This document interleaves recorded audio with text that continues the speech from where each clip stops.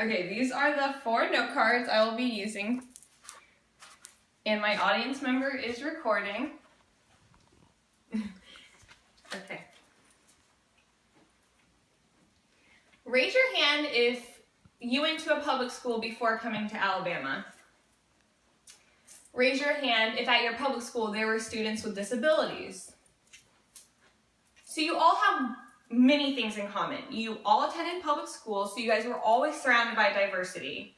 You guys were also given a standardized test at your school, and everyone took the same one.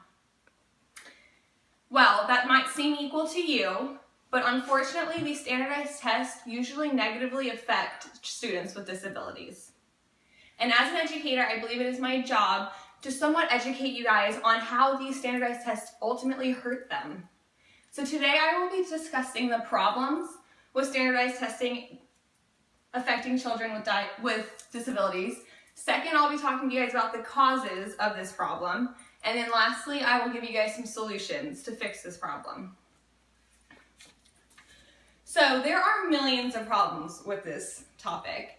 And I only have 9 minutes, so I decided I'm going to focus on the problem this test has on children with disabilities. So first, I'm actually going to give you guys 2 different situations that occurred in Florida. The first being Ethan, an 11-year-old boy who was born with brain damage. He was also born with cerebral palsy, and he is legally blind.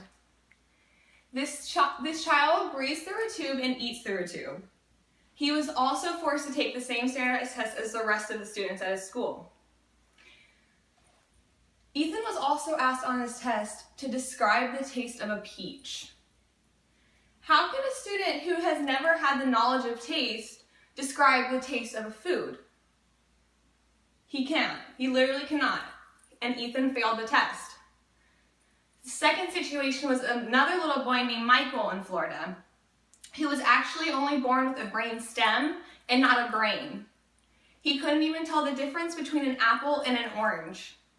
And if a student can't tell the difference between an apple and an orange, you best believe he probably cannot answer majority of those questions on that test. And Michael failed as well. So this test might be set out for equality, and it really has no benefit or effect on the children whatsoever. So why is it such a big deal? Well, it's a big deal because these students are humans, they have feelings, and this test is just degrading for them. They constantly are set up to fail because this test was made for the most privileged human being. A human that has sight, has taste, has hearing, and can answer all the questions. But some children do not have that, so that is not equality. And equality is fairness to every individual, taking in all of their conditions, everything that they were born with, and molding an assessment based on that. So the causes of this problem.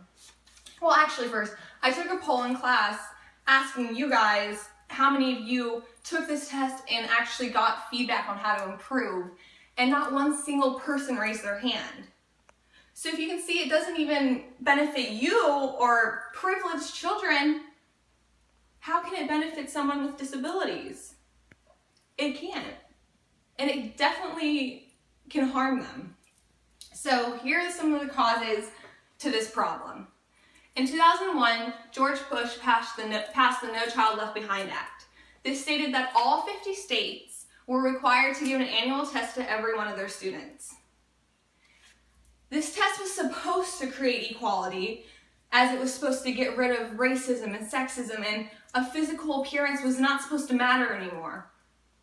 But unfortunately, he did not make the test benefit children with disabilities, as he didn't make the test around what their knowledge consumes of. So that is the first main cause. The second main cause are actually teachers. Unfortunately, teachers can ultimately harm these students with disabilities because of what we all know as teaching to the test. That is reality. That is what a lot of teachers do, and that is because under George Bush's No Child Left Behind Act, teachers can lose their job if not a majority of their students pass a test.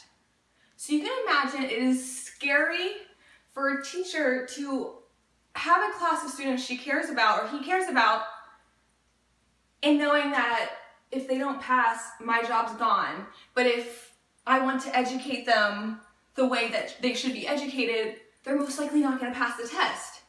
So what do? It's a very sticky situation, and teachers are usually caught in between it.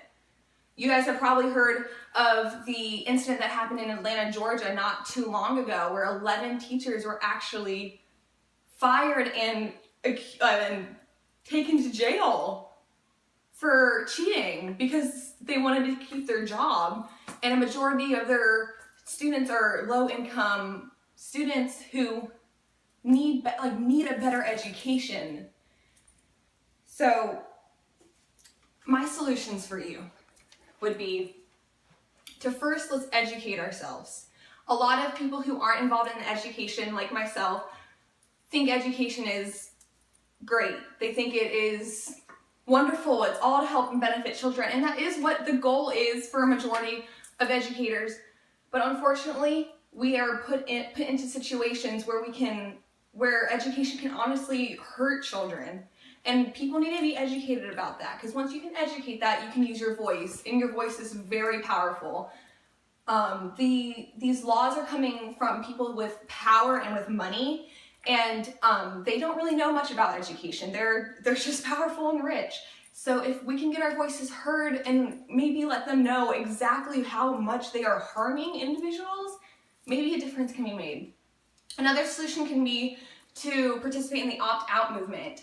Obama actually passed an Every Student Succeeds Act, stating that if you don't feel comfortable with your child taking a standardized test, you can opt them out. They don't have to take it. If you don't feel comfortable. And this really benefited children with disabilities. But unfortunately, a state still has to have 95% test participation. So not every child will be able to get this opportunity ultimately.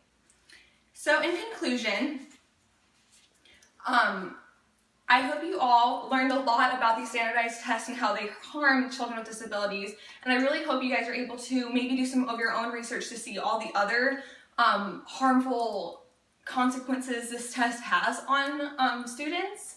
And I'm just going to leave you guys with a quote from Michelle Obama herself. "If my future were determined just by my performance on a standardized test, I wouldn't be here. I guarantee you that." Thank you.